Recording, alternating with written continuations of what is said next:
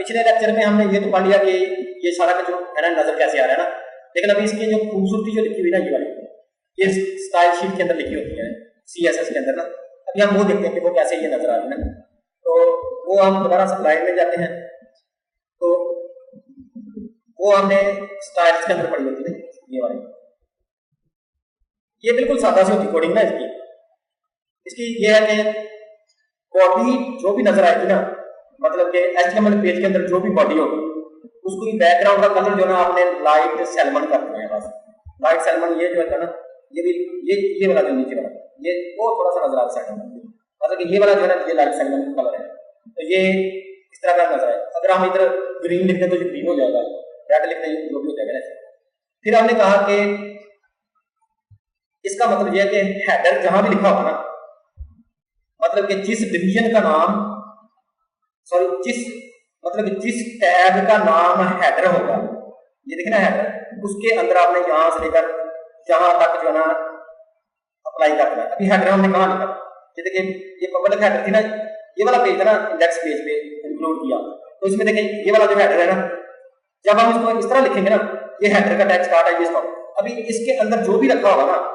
इस हेडर के अंदर जो भी रखा होगा, इस मतलब कि ये हेडर बॉक्स जो है ना ये किस तरह का नजर आएगा, जिस तरह का हमने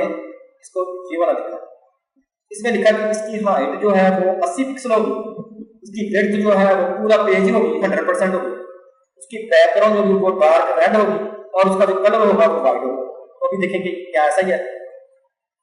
ये देखिए यहां से लेकर यहां तक इसकी हाइट जो है ना, यहां से लेकर यहां तक ये 80 है, यहां से लेकर यहां तक चौड़ा जो 100% है, इसके जो कलर है वो डार्क रेड है, डार्क रेड, और जो इसकी लिखाई है वो वाइट है। तो ये देखें हम जिस चीज को इसके अंदर बंद कर देंगे ना, फर्स्ट करें ये पेज है हमारा, ये फर्स्ट करें हमारा इंडेक्स पेज किधर गया, ये वाला खुला होगा ना हमारा इंडेक्स पेज। अगर इसमें हम फर्स्ट करें ये जो है ना, जहां पे कुछ भी लिख देंगे इधर, यहाँ फर्स्ट करें हमने कुछ भी लिख दिया, इस तरह हमने लिख दिया ABC लाइन, इस लाइन को अगर हम हेडर के अंदर बंद कर देंगे ना, ये भी वैसे हो जाएगी। कंट्रोल S करते हैं, सेव, पहले तो इसको इस लाइन को वैसे लिखा हुआ देखते हैं ना कि ये लाइन कहां पे नजर आ रही है, इस तरह सेव करते हैं, तो ये देखिए लिखी नजर आ रही है ना लाइन, ये नीचे सबसे आखिर में लिखेंगे ना, इसको अगर हम हेडर के अंदर बंद कर देंगे ना, वो इस तरह की नजर आना शुरू हो जाएगी। अभी देखेंगे क्योंकि हमने स्टाइल शीट में बताया ना, अभी हम इसको सिर्फ इस तरह लिखेंगे ब्रैकेट HEAD हेडर, ये नीचे लिख दिया ना हेडर इस तरह, ठीक है। और इस लिखाई को जो है ना हम इसको कट करके इसके अंदर पेस्ट कर देंगे। अभी हेडर में तो बॉक्स पानी चला जैसा इसको बताया था, तो इसकी हाइट क्या होगी, कट क्या होगा, देखिए इसको कैसे अप्लाई होगा इसमें। अभी देखिए यहाँ पे ना रिफ्रेश करेंगे ना, तो ये देखिए अभी थोड़ा सा नीचे करके देखिए, ये देखिए वैसे हो गया ना, देखिए मतलब इसको 80 पिक्सल हाइट में होगी, 100% चौड़ा हो गया, डार्क रेड हो गया, इसके अब वाइट हो गया, कलर वाइट हो गया। ये नीचे क्यों है, ऊपर क्यों है? ये ना ऊपर इसलिए कि वो हेडिंग 1 है, ये हेडिंग 1 है, ये सिंपल टेक्स्ट है, मगर इसको H1 के अंदर लिखते तो फिर ये भी इस तरह, उसमें सिर्फ ये बताया है कि इसमें देखिए हमने सिर्फ ये बताया कि 80 पिक्सल हाइट होगी, 100% विड्थ होगी, डार्क रेड कलर होगा इसका बैकग्राउंड का, और फ्रंट वाला वाइट होगा। तो ये चीजें उसने इधर भी बताई है। तो अभी हम इसको जो है ना इसको भी डिलीट कर लेते हैं, ठीक है। ये हो गया यहाँ वाला, स्टाइल में जाके देखेंगे ना ये वाला होगा ना। फिर हमने देखा कि हेडर 1 जो है ना, हेडर 1 जो होगा उसके अंदर अगर हेडिंग 1 लिखी होगी, इस तरह अगर इसके अंदर कोई हेडिंग 1 लगी ना, उसको आपने क्या करना है, उसको उसमें लिखा है उसका मार्जिन 0 रखना है, मतलब कि साइडों से फासला 0 रखना, पैडिंग लेफ्ट 20 पिक्सल होगी, टॉप से 20 पिक्सल होगी, जिस तरह ये ना, इस तरह मतलब कि लेफ्ट से देखिए साथ ही जुड़ा हुआ 20 पिक्सल इधर है और टॉप से भी 20 पिक्सल नीचे है,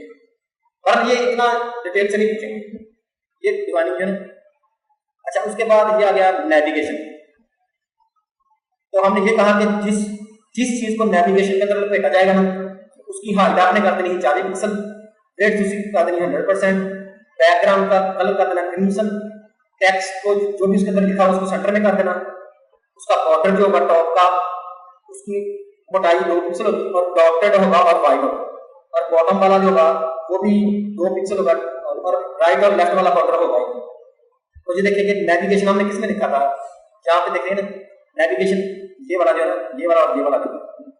तो नेविगेशन अब इसके अंदर लिंक लिखे थे ना, तो अभी देखिए ये वाला लिंक जो है ना, हमने इसको कहा 40 पिक्सल होना, ये देखिए 80 पिक्सल, 40 पिक्सल मोटी होगी, उसको हमने 100% वेट दी थी। कलर ये वाला दिया था, क्लीन पिक्सल दिया था, टेक्स्ट जो भी लिखा था वो सेंटर में लिखा था, वो सेंटर में आ गया, और टॉप का बॉर्डर लिखा था व्हाइट हो डॉटेड हो, ये देखिए डॉटेड व्हाइट, ये लिखा था डॉटेड हो और व्हाइट हो, और राइट का बॉर्डर भी नहीं है, लेफ्ट का बॉर्डर भी नहीं है। तो ये हो गया नेविगेशन का जो है, ये नेविगेशन का।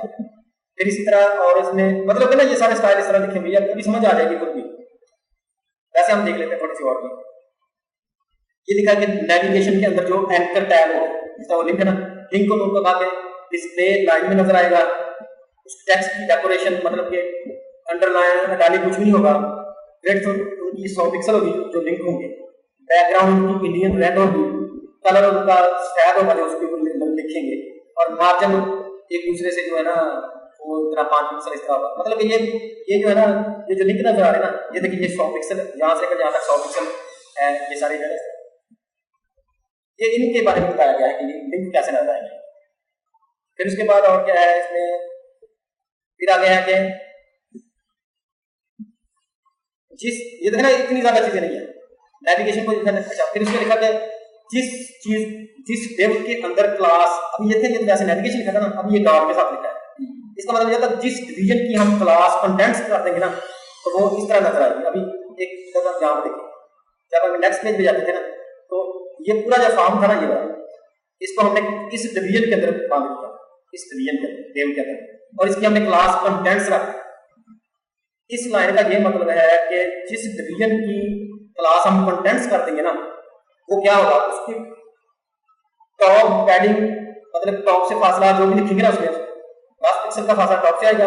उसकी बैकग्राउंड हम गुलाबी कर देंगे, पिंक कर देंगे, विड्थ उसकी 100% होगी, और उसकी हाइट जो एकदम 500 पिक्सल होगी। तो अभी देखिए कि ये वाला जो लिखा हुआ ना, हमने इस फॉर्म को किया था पूरे कंटेंट, तो ये देखिए यहाँ से लेकर यहाँ तक ना 500 पिक्सल, ये हाइट यहाँ से लेकर ये हाइट जो है ना 500 पिक्सल होगी,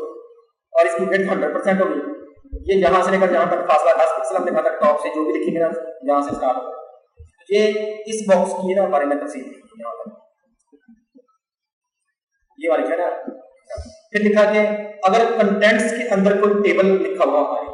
मतलब जिस डिव को हम कंटेंट्स का नाम दे उसके अंदर कोई टेबल होगा, तो उसका मार्जिन जो है ना ऑटो, मतलब कि मार्जिन ऑटो का मतलब उस टेबल को सेंटर में कर, मार्जिन ऑटो का मतलब दोनों साइडों से ना ऑटोमेटिक एक जैसा कर। तो अभी ये देखिए ये जो है हमने नहीं लिखा इधर, हमने इधर नहीं लिखा इंडेक्स पेज पे कि ये जो टेबल जो है ना ये सेंटर में सिर्फ टेबल लिखा, लेकिन स्टाइल शीट में बताया कि जो डिव के अंदर डिव कंटेंट्स जिसका नाम है उसके अंदर जो टेबल होगा ना वो सेंटर में नजर आएगा। ये देखिए सेंटर में नजर आ रहा है, ये टेबल जो है ना यहाँ सेंटर में है, इधर से इतना फासला है, इधर से इतना फासला। तो ये तकरीबन हमारी होगी मुकम्मल स्टाइल शीट के बारे में। स्टाइल शीट में ये होता है बस डिजाइन के बारे में बताया गया होता है, CSS कहते हैं, ये सारा कुछ इसमें लिखा हुआ क्या है, ये कैसे नजर आएगा। तो ये होगी हमारी, ये भी हर पेज पे यही वाला इस्तेमाल, मतलब कि अभी दोबारा नहीं पढ़ने पड़ेगा, जितने भी 10-15 पेज है ना सब पे यही वाली स्टाइल शीट लगेगी। और उसी तरह हेडर में जो है ये वाली लाइन लिखी जाएगी जो अप्लाई होगी। तो ये हो गया हमारा स्टाइल शीट के बारे में।